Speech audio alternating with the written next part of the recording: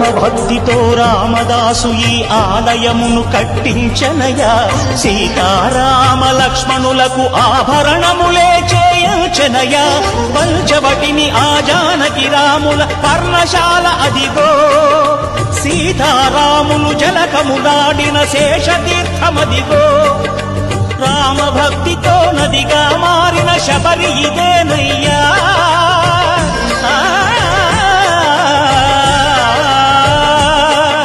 రామ భక్తితో నదిగా మారిన శబరి ఇదేనయ్యా. శ్రీరామ పాదములు నిత్యం కడిగే గోదావరి అయ్యా. ఈ క్షేత్రం తీర్థం దర్శించిన